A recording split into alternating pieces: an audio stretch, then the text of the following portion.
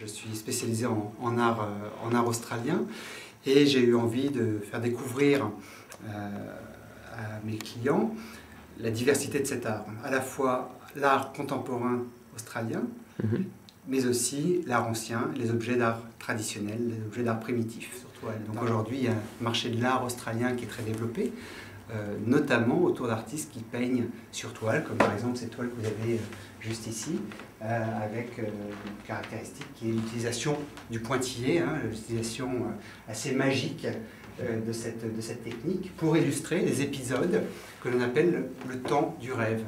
Le temps du rêve, en fait, c'est le temps de la création du monde par de grands ancêtres. Ces ancêtres avaient des formes multiples. Ils étaient animaux, végétaux, êtres humains. Ils sont partis sillonner l'Australie et ils nous ont donné sa configuration actuelle. Donc la moindre rivière, le moindre cours d'eau, la moindre colline a été créée par un ancêtre mythique. Et dans leur peinture, les aborigènes racontent des histoires de la création du monde, des histoires associées à ce temps du rêve. Donc c'est une peinture de rêve. C'est une peinture de rêve qui prend des formes très variées, aussi bien en peinture sur toile que parfois en peinture sur écorce, par exemple.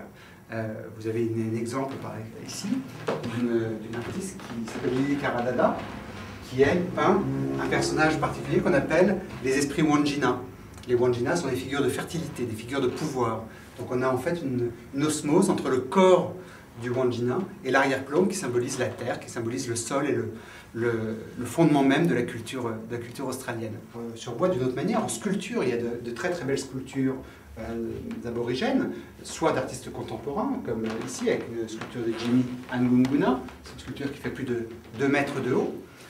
Mais vous avez aussi, dans la culture australienne, des œuvres qui sont des objets considérés comme anciens, qui sont des objets de collection, comme par exemple ce très beau propulseur de lance qui date du XIXe siècle. Donc là, vous avez un objet qui évoque, par la richesse de ses gravures, des cheminements. Les cheminements, par exemple, que les ancêtres ont pris au temps du rêve. Donc des objets qui servaient d'objets rituels. Donc il y a effectivement un art premier important dans l'art aborigène, mais il y a aussi un art contemporain très développé, comme on a pu le voir sur d'autres toiles. Et parallèlement à cela, je présente aussi des artistes de tradition occidentale, parce que l'Australie, c'est un pays qui fait 14 fois la taille de la France, c'est un pays gigantesque, avec une grande diversité culturelle.